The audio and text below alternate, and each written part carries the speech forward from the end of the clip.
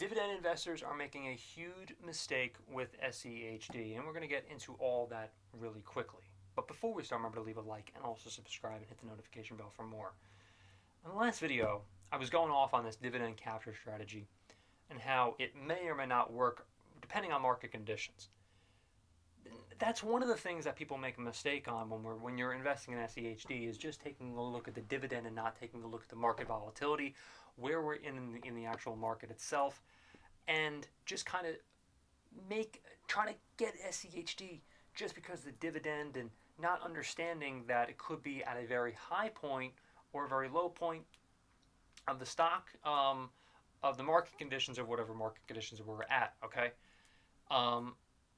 Now, you have to understand, because the last time that SCHD just had a dividend payout is right before the market completely collapsed. Or at least at the time. I mean, it's come back now, thankfully.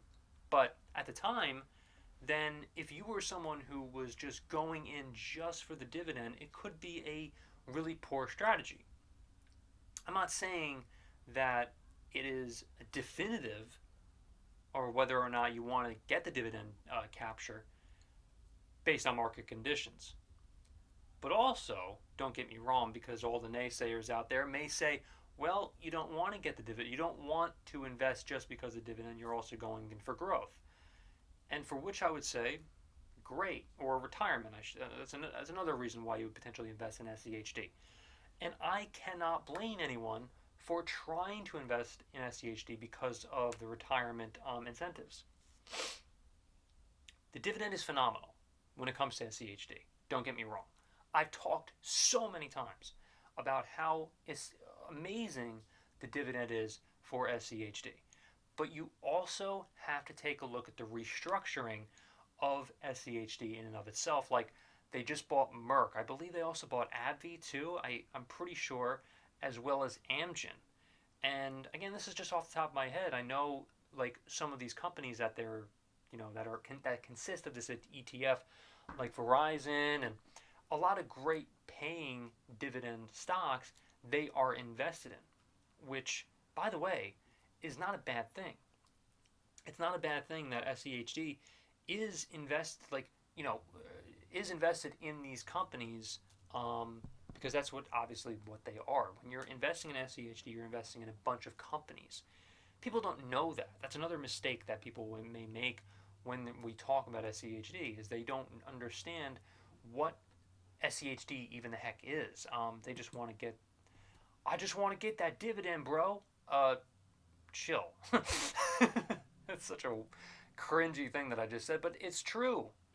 It's so true. Why would you just go into SCHD with, like, not understanding what SCHD consists of in terms of the reconstitution or the reconstruction? I say reconstruction or reconstitution, doesn't really matter. It's pretty much the same exact thing, because they whatever, doesn't matter.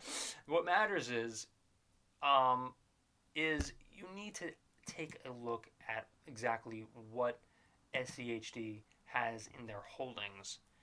And if you don't like what they have in their holdings, if you're bearish on what they have in their holdings, then why would you invest in it? So you have to keep that all in mind. So there's a lot, obviously, when it comes to people making mistakes especially dividend investors.